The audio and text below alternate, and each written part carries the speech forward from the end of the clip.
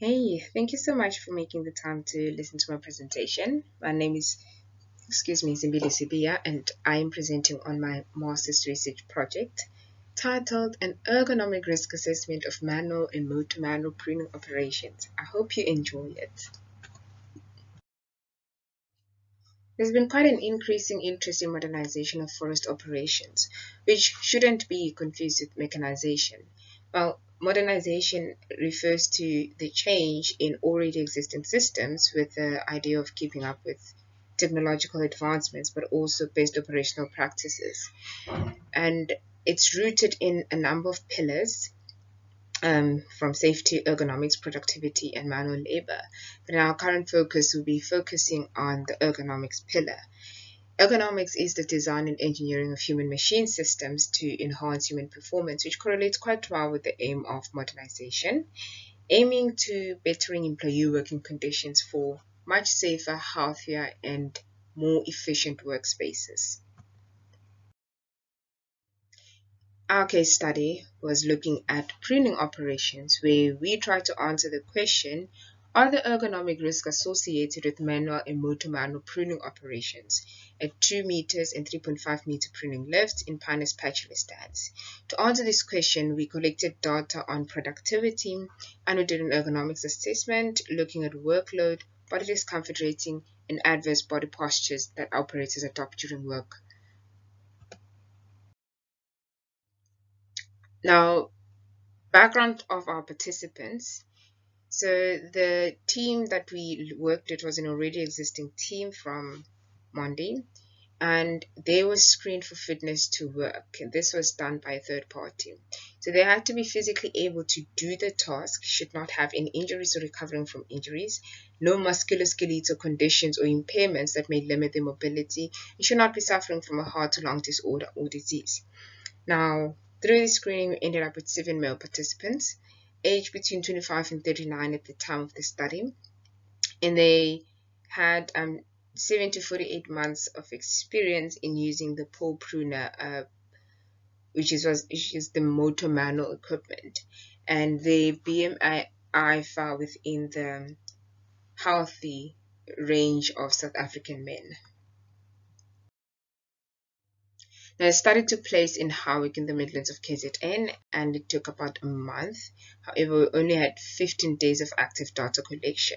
So 2 compartments were identified. One, which was 6 years old, and that was going to be the first prune up to 2 meters. And then the second compartment was 8 years old, and that would have been the second prune, which was lifting to 3.5 meters. So technically, just pruning off 1.5 meters. Now, for the pruning operation to be considered complete, workers were required to remove all branches up to the prescribed pruning lift. They had to remove weeds that hinder accessibility into the plantation, and slashing and redistribution of natural regeneration of trees between rows. And then they had to remove forks or multi-stems on trees. So based on this criteria, it would be considered a complete prune, and quality of the pruning was assessed based on company standards. Now, to successfully complete this task, operators used a manual saw. Now, in image A, this is a 3.5 meter manual saw. So it's basically a sawing head attached to a wooden shaft. Then operators cut the wooden shaft to their desired lengths for the 2 meter manual operation, so that the length of the 2 meter manual saw varied depending on how long the operator wanted it.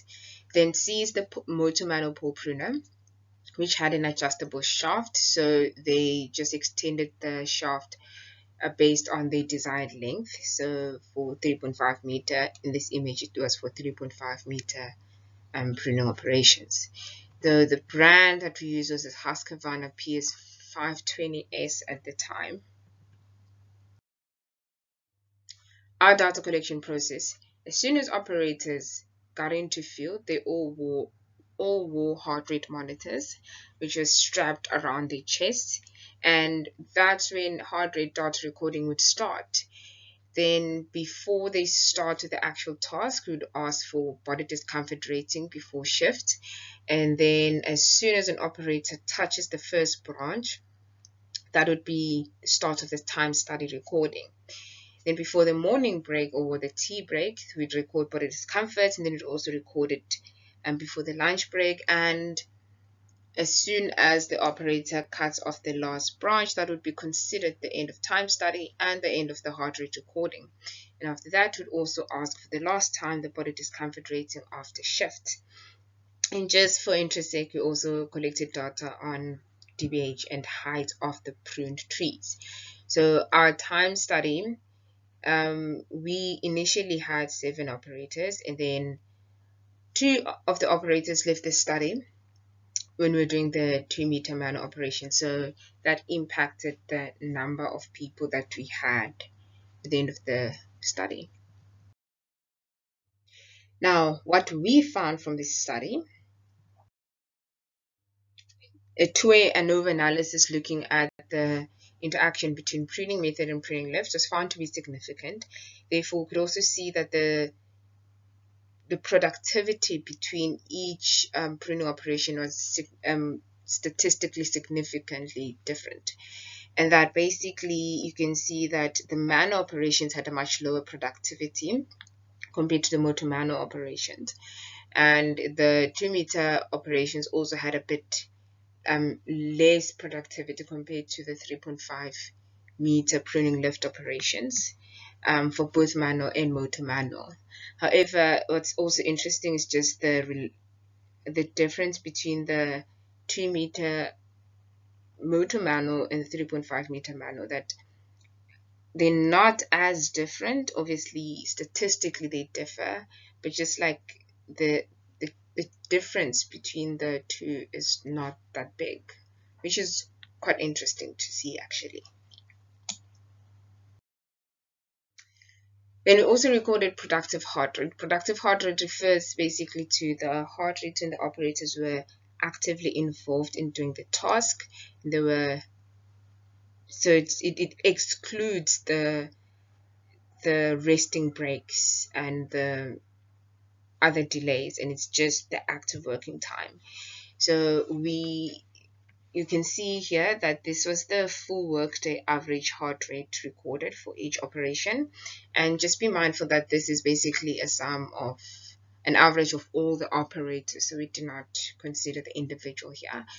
And then the productive heart rate is the same. But what's interesting is that you can see the manual operations had a much higher heart rate, which gives us an indication of physiological strain, where the motor manual had a lower average productive heart rate, and which gives an indication that the strain on the operator is not as bad, and although they all differ significantly. Okay, based on the discomfort that operators reported, so we were able to see the distribution of the discomfort. And it's important to be mindful of this key here, where DR0 basically means that they did not report any discomfort in a specific body part. And then DR4 is the unbearable discomfort. Now, since we recorded it in 4 different recording periods, we look at age for each operation. And it would obviously be expected that there'd be discomfort reported after the shift, and we saw that happening throughout. And what was also interesting is seeing there's a lot more discomfort in general reported for the 2-meter operations compared to the 3.5 meter operations. But the more common discomfort rating is the DR3, which is basically severe discomfort. However, in the 2-meter manual one, we also see it's the only one where unbearable discomfort was reported by the operators. So, and then in the 3.5 motor manual, there's pretty much the least discomfort reported, and which is also something interesting to be mindful of. Now, images that were captured during the work, we also looked at the different postures that were quite typical and repetitive operators adopted. So for the 2-meter operations, in the manual, the postures that are more common was shoulder abduction and extension because of the natural motion that is required to do the task. Then there's ulnar deviation of how they hold the saw, and extreme flexion of the back because they had to reach very low branches, and also just general shoulder extensions, and a slight flexion of the back is seen in D, but probably just, to try and reach the low branches and position themselves around the tree. In the motor manual operations, we see similar flexion of back and bit of right shoulder abductions and left shoulder extensions and flexions, and left shoulder extension and neck flexion in the second one. It's not too bad because it's just like, natural to try and look down for the lower branches. And the other one here, it's just like the twisting of the waist and neck as they position themselves around the tree. Then 3.5 meter operations. Manual one, which was key difference in this one, is the neck extensions. Operators spent quite a lot of time looking up towards the branches, and but what's also similar to the manual operations is the shoulder abductions and extensions, and the ulnar deviations of the wrist, which is quite common in the manual operations. And then in the motor manual operations, I think the most concerning posture that was picked up is the one in image O, where the operator is basically extending, their back and their neck, but also you see that they're probably trying to balance the weight as well on themselves. But yeah. So based on the discomfort, so this is the body map that we used for the discomfort part ratings, and we saw that the highest prevalence of discomfort per body part reported. So in the 2-meter operations, you see a lot of back discomfort was reported on the back, and then on the arms as well. And the manual operations, there's discomfort reported on the hands and wrists, but obviously as explained, the gripping and holding of the wooden shaft plays quite a big role. Then also on the neck, especially in 3.5 meter operations, it's mostly on the upper body and the shoulder. Sorry about that. On the shoulders where discomfort is a lot more prevalent. Now, what these results are telling us actually, and what do we really get out of it? So starting with productivity, obviously saw that 3.5 meter motor manual operations were the most productive, and the 2-meter manual the least productive. Now, something that's very important to be mindful of here is that this one is the 2-meter compartment, and then this was the 3.5 meter second pruning lift compartment. So branchiness and thickness of the branches makes a huge difference in productivity, and especially just also the density of the stand, because it impacts the accessibility to the branches, and that explains why we saw less productivity in the 2-meter operations. And when we're looking at the machine utilization, in this case just the equipment utilization, we saw that in the manual operations there was a much higher utilization rate, where the 83% is the 2-meter and the 73% was 3.5 meter.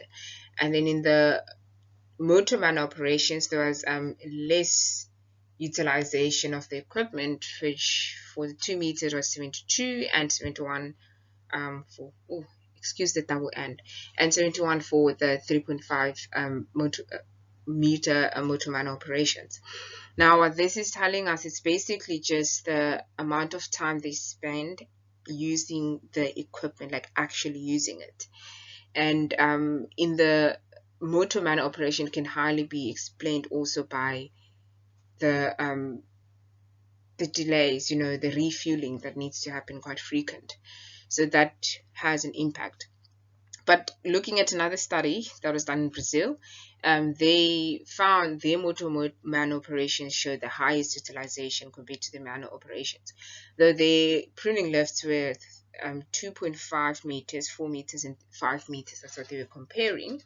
And their justification was that operators seem to utilize the resting breaks well, which then lead to them spending more time exposed, like, doing the task or pruning, actually pruning. In our study, some of the operators mentioned that the best part of the manuals was because it was much lighter, so there's a higher tolerance to keep working using the tool. Now, machine utilization, especially since this is highly it's manual and it's motor manual, the task cannot happen without the person. So which can be then equated to exposure to the work, and that adds an additional risk because the longer they're exposed to an operation, the more they're exposed to the different postures and the more discomfort they experience. And we saw that in the manual operations there was a much higher exposure. Then with the heart rate, we looked into classifying the physiological workload and looking at the mean heart rate reserve percentage index, which ranged between 30 to 40% in our study and reached higher levels, and with a maximum of 43 to 63%. Now, in literature, it is recommended that the aerobic capacity level for prolonged continuous work be between 30 to 40%. So basically making the pruning work tolerable, if I should put it that way, considering that it's a full day's work that could range between 7 to 8 hours a shift. Now, our operations are then classified as medium to heavy workload category in the heavy to workload category, and they can reach a maximum of a very heavy workload later on, especially in the 2-meter manual operations. Now, based on the productive heart rate data, saw that the 2-meter manual was the most strenuous operation, and interestingly, the 2-meter motor manual was the least strenuous operation. It was a bit difficult to understand why that was the case, and you can only make assumptions relating it to, for starters, that operators are a lot more comfortable with using the motor manual tool, so essentially it was much easier for them to work with it. But adding to the part that they spent less time on one branch, the improved productivity. So and the motion using a motor manual saw makes it much smoother to just work around the pruning, the tree, I think. So that's probably what could explain that. I think there could be a lot more that could be explored there. Then the 3.5 meter motor manual was the least strenuous. I'm sorry, it was less strenuous than the manual operation, which is expected. And looking at other studies that looked at pruning, they using different tools. So we found that our study fall within the same category to chainsaw and ladder pruning of Pinus radiata, the manual pruning of Douglas fir, and chainsaw and shear pruning operations. They were all categorized within the medium to heavy and very heavy workload classification. Awkward postures and prevalence of discomfort. Now, awkward postures are a result of sometimes poorly designed work systems which force individuals to adopt awkward postures. And these are red flags for musculoskeletal disorders because they can result to such. Now, high prevalence of discomfort in manual operations when compared to motor manual operations were observed. And we just to dive in with like the 3.5 meter, we saw that there's a lot more upper and lower neck discomfort reported, which ties in well with, like, the neck twisting and extension, neck twisting that happens in the 3.5-meter operations. And in literature, it advises that, if the neck twisting and extension is greater than 20 degrees, it can result in shoulder discomfort, which explains the high prevalence of shoulder discomfort in the 3.5-meter operations as well. Then the shoulders and arms and elbows, the pull and push motion do pose a risk of tennis elbow syndrome in the manual operation, just because of how repetitive it is.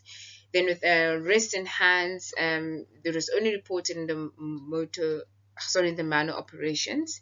Then the waist, the lower back and hips discomfort was a lot more on the manual 2-meter operations, and these just cause risk for lower back disorders.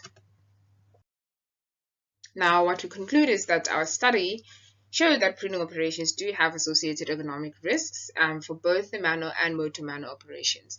And these are the awkward postures that contribute to prevalence of discomfort, the repetitive nature of the work, the exposure to the operation increases the risk, and then also the workload.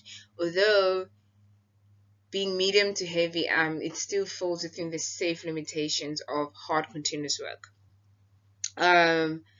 Then the 2-meter and 3.5-meter operations, motor manual operations were the most productive.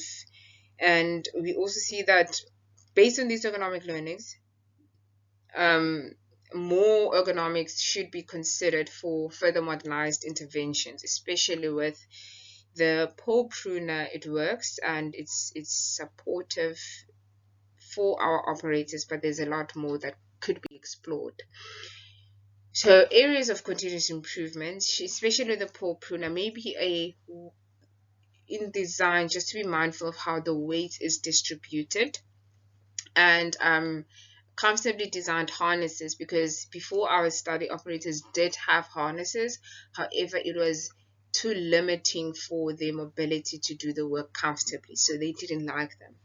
Then just to also be mindful of the importance of rest breaks for continuous work. I think it adds major benefits to the worker's experience.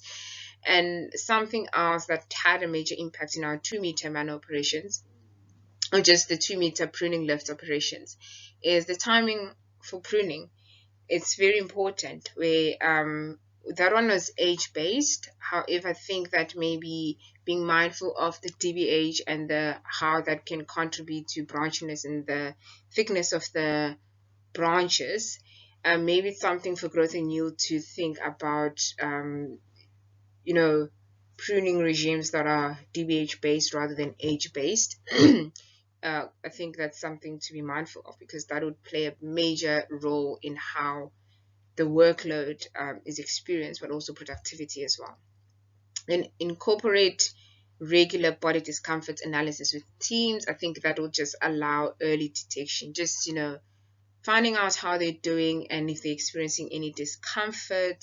It's a very easy tool to use, and it would be just good for your teams to remain healthy and be able to know early that something may not be going well. Then man-machine matching, especially in a case like this where the shortest operators would actually function better in the 2-meter operations compared to the tallest guys, because at least they don't have to bend so much. They can actually use their legs to just lower themselves, while the tall people depend a lot on bending too much to reach the shorter branches. Sorry, not the lowest branches. So I think it's something to consider and explore. And of course, tool maintenance very important and can help to increase the productivity as well. And thank you so much to you for being patient, listening to me for 23 minutes. I really appreciate your time and your interest, and I hope that if you have questions, you can just post it on this platform where it's shared, and we'll try to get back to you. Beyond that, you can also just ask for my contact details if you'd like to know more. And I'd like to thank NCT, who funded my tuition, and Monde, who funded the fieldwork for this study. And especially the most important people in this study, the Siyanqoba pruning team. They really were a wonderful bunch to work with, and a number of people who helped, in the thought and the processing of the starter for it to be digestible. And mostly, we also used heart rate monitors that we rented from the Stellenbosch University High Performance Sports Department, which worked very well for us. And going through every journey, people who smile at you and hug you are people who just makes it feel less heavy. So I'm very grateful to that. And to all the researchers who has published and shared their work for me to learn and to share with others as well. Greatly appreciate it. Thank you so much, and keep well.